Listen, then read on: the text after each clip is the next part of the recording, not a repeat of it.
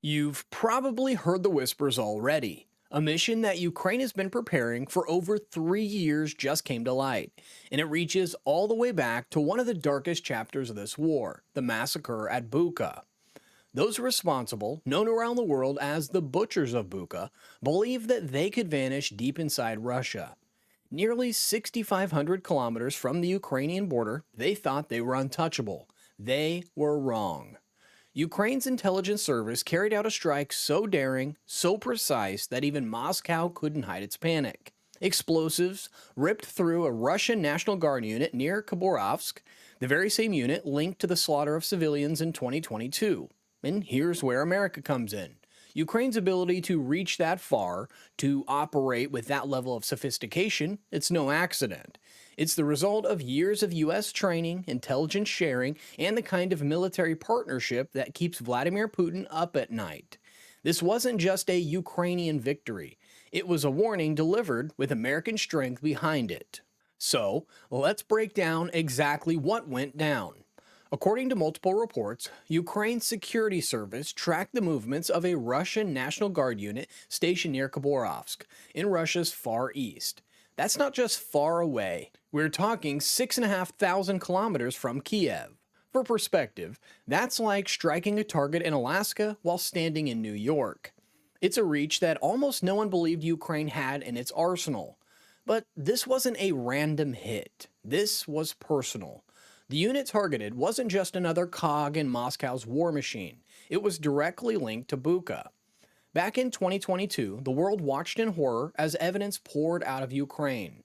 Civilians executed in the streets, bodies in mass graves, women and children terrorized. That stain has never left Russia's reputation. Kiev promised justice, and this week they showed what justice looks like. The strike reportedly used a combination of long-range drones and sabotage operations inside Russia itself. While Moscow's propaganda outlets scrambled to spin the story, satellite images and eyewitness accounts began to tell a very different tale. Fuel depots destroyed, barracks shattered, dozens of casualties. Now, here's the key point. Ukraine didn't just prove they could hit back, they proved that they could hit anywhere. That message wasn't just for Russian troops still occupying Ukrainian soil. It was meant for every single officer who thought they could hide behind the Kremlin's walls and never face consequences.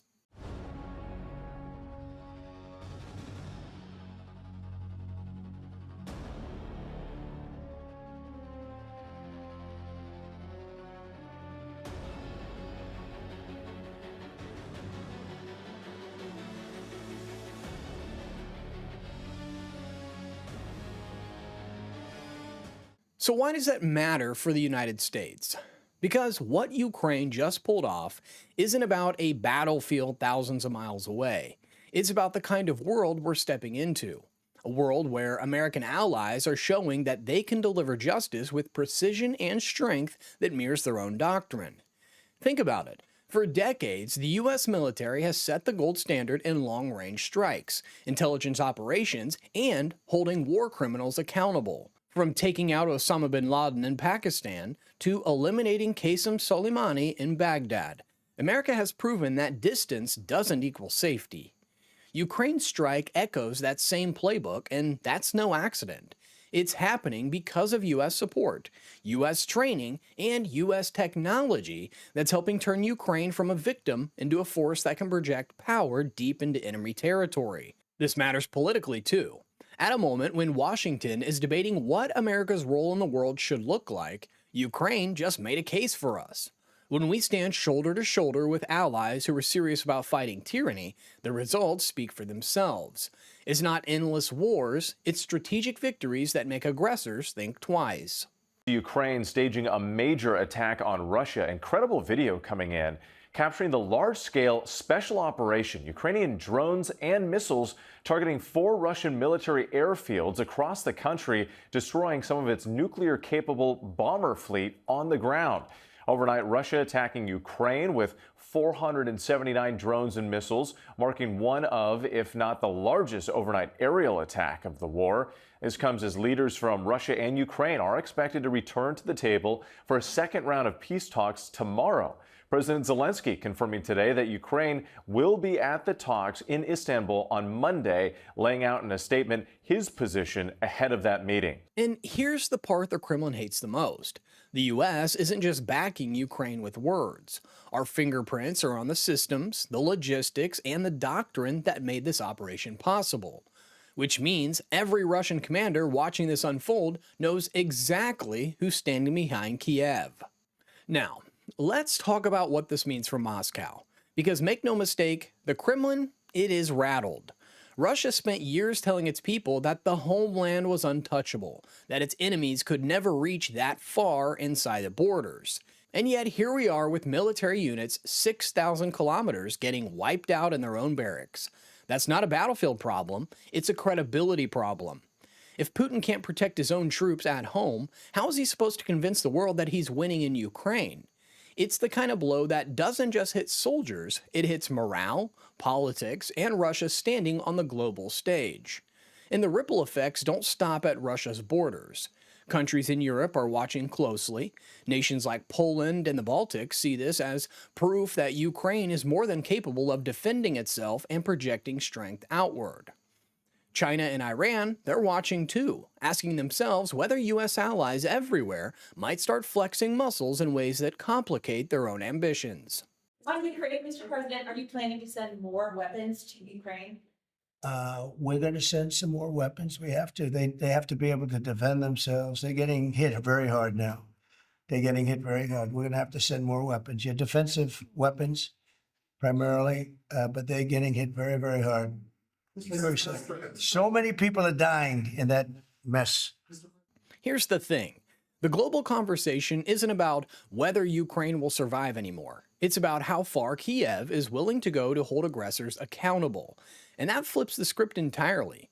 Suddenly, Russia isn't dictating the terms of this war. Ukraine is. And America's support is amplifying that shift in power every step of the way. Here's the bigger picture that too many commentators miss. What Ukraine just pulled off isn't some isolated act of defiance. It's the kind of mission that could have been lifted straight out of America's own military playbook. For decades, the U.S. has set the global standard for long-range strikes, surgical precision, and the doctrine of, you can run, but you can't hide. From bin Laden to Soleimani, the United States has shown that geography offers no shield to those who target civilians or threaten our allies. And this is where Donald Trump's imprint matters. When he was commander-in-chief, Trump made it crystal clear that America was done with half measures. He rebuilt military readiness, boosted deterrence, and backed up his words with actions, whether it was green-lighting the strike on Soleimani or pressuring NATO allies to carry their weight. Trump pushed a return to unapologetic strength. I will prevent, and very easily, World War III, very easily. Before I even arrive at the Oval Office, I will have the disastrous war between Russia and Ukraine settled. It will be settled quickly. Quickly. I will get the problem solved, and I will get it solved in rapid order, and it will take me no longer than one day. I know exactly what to say to each of them. I got along very well with them. That posture resonates in Ukraine's strike. Because let's be honest, Kiev isn't just borrowing from American strategy. They're empowered by it. The technology, the training, the doctrine of it, it flows from years of U.S. partnership. And now the results are undeniable. Russia's so-called butchers of Bucha wiped out thousands of miles from the battlefield. That's the clearest example of Trump's America's strong vision, strong military, strong alliances, and zero tolerance for war crimes, and it is alive and working. So what does this all add up to? It means that the war in Ukraine has entered a new phase, one where distance is no longer protection and excuses no longer work. The Kremlin can't spin this as a conflict on its border. For the United States, this is more than just news from overseas. It's proof that when America invests in its allies and leads with power instead of apology, the results change the global equation.